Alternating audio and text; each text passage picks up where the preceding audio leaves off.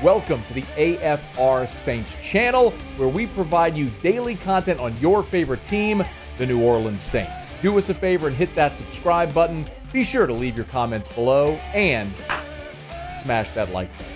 Who dat?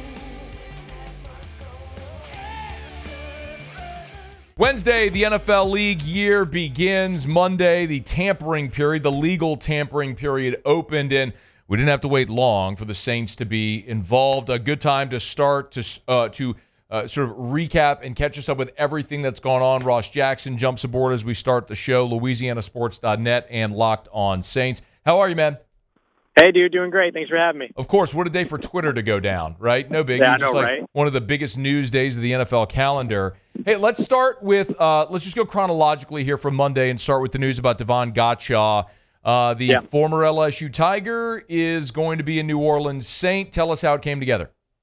Yeah, I mean, this is a big move for New Orleans. I know it's not, the big, tens of millions of dollars, contracts and record-breaking things and stuff like that, but this is a nice move for New Orleans. So they wanted to find a three-tech style defensive tackle that can kind of, change the numbers in the middle, be a big physical presence there. And Godchaux absolutely provides that. He was a 4-year starter with the New England Patriots, 17 games in each of those 4 years, has been durable and has been somebody that would check the box in terms of what it is that the Saints were looking for. And they get him due to, in minimal risk. They send a 2026 seventh-round pick, so a seventh-round pick for next year, to get a guy that should be able to be at the forefront of their team changes over on the defensive side. So as for how he fits in Brandon Staley's defense and what this means for the guys currently on the roster on the defensive line, what does that mean? Yeah, so you look at him as kind of being a guy that can be a little bit versatile to where he can be the anchor right in the middle of those three-man fronts to where he's nose-to-nose as a nose tackle with the center, for instance, right over the top of the middle of the defense. But he can also be a guy that can operate as what we call a 0 or 1 tech. So that's the guy that lines up either nose-to-nose with the center or right in between the center and guard in those even-man fronts, those four-man fronts. And so we expect that the Saints will be using a lot more of those three-man fronts, but they're still going to have four guys down in the line of scrimmage in obvious passing situations, things like that. Saints want to be able to win games by rushing for. The NFL wants to win games by rushing for. And so where Godchaux fits within all this is the ability to be able to be that lone defensive tackle in the middle, but also when he moves over and there's four guys on the line, drawing double teams and then creating those one-on-one opportunities for those other players on the defensive line. So he'll have a lot of usage, I guess I should say, in any of those fronts, regardless of what the versatility of the New Orleans Saints defense will end up calling for in any game situation. Okay, and I literally, as you're talking, I just looked in our LouisianaSports.net chat, and I noticed I noticed you have some news about Nathan Shepard, so fill us in there. Yeah, so Nathan Shepard signing a 1-year deal with the Saints, according to Justina Anderson, NFL Insider, and so that's another guy that they're locking down on the interior. Now, he wasn't going to be a free agent here in 2025, but he did have a $7 million cap hit, which included a $4.8 million base salary. The reason why that happened is because he got some player incentive bonuses, not only from the Saints, but from the NFL as a part of their, player program, player performance programs and things like that. So his salary ended up bumping up a bit coming into 2025, even beyond what the Saints had negotiated. So this gives them an opportunity to be able to lessen his hit here in 2025, and then instead of his contract expiring or voiding in 2026, as it was set to do, build some stuff into the future for him. So they get a little bit of an exchange here.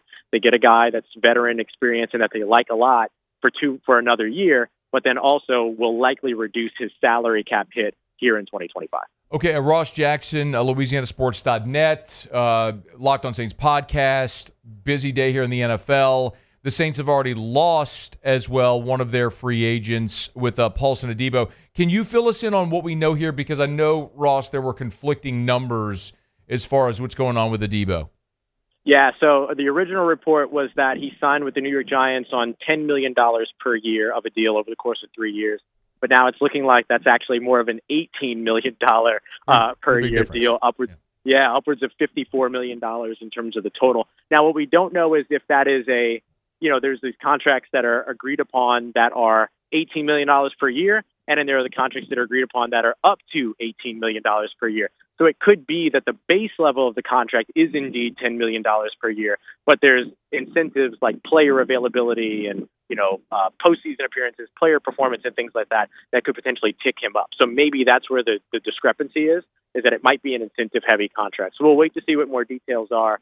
But the impact for New Orleans is big because now, since the trade deadline last year, both of their starting corners, since Adebo was drafted years ago, are now no longer here in New Orleans. So that does mean that you're looking at a changing of the guard of what the outside of that New Orleans Saints defense looks like. Ross, what should we look for in terms of what is in the immediate short term here in this league year for the Saints? Yeah, I think the biggest thing you're looking at is to watch them continue to address the changing prototypes and roles over on the defensive side. So going out there and searching for more free agents that might be able to be those stand-up edge rushers, as well as be those off-ball linebackers that are kind of tasked to do some things that are differently. I think you're kind of looking towards, like, what's your depth behind Demario Davis and Pete Werner, for instance. Beyond that, of course, they could continue to invest on the defensive line, which I would certainly expect. And then I'd watch for a name like Asante Samuel Jr., who Brandon Staley drafted in the second round years ago with the Los Angeles Chargers. He's a free agent. He could be a good fit for New Orleans and Brandon Staley's defense as they lose Paulson Adebo here this offseason. On the offensive side, I think a lot of it is going to be trying to shore up your offensive line, waiting to see if maybe the big splash signing that they make ends up happening on the offensive line, which is a spot that makes sense with a new starter needed at left guard. So those are kind of the positions that I would watch out for the most, and I expect that they'll continue to address and add talent to their wide receiver and tight ends rooms as well. And maybe no surprise, as we all expected that this was going to come to pass. The Saints do, in fact, restructure Derek Carr's contract. So right. Tell us what we need to know with respect to the Carr restructure and what that means for the Saints here in this offseason. Yeah, there's kind of three big things that this tells you. The first of which is kind of the biggest thing, which is that Derek Carr is expected to be the starting quarterback in 2025. We've kind of known that would be the case. That's what Mickey Lomas and Kellen Moore and others told us in Indianapolis. But the restructure just kind of solidifies that.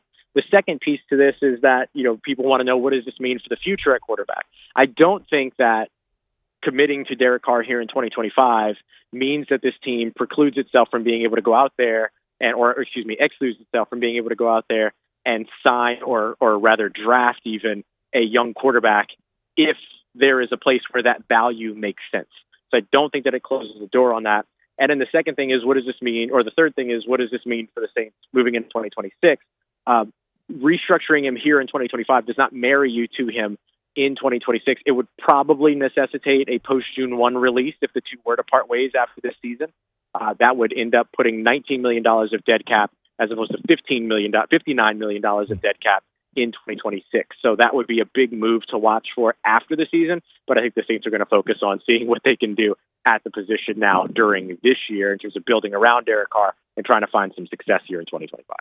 All right, Ross Jackson. Of course, you can read it all for free at louisianasports.net. Make sure you're subscribed to the Locked On Saints podcast as well. You can hear and read Ross for free every single day, so be sure to check it out. I'll let you go get to the Nathan Shepard news now so that you can get up on the website ASAP and we can start to get those clips. You got it. Thanks, man. I appreciate it. Thank you, bud. Take care. Stay safe. Talk to you soon. Hey, thanks so much for watching. Please leave your comments. I love to interact. And be sure to hit the red subscribe button below.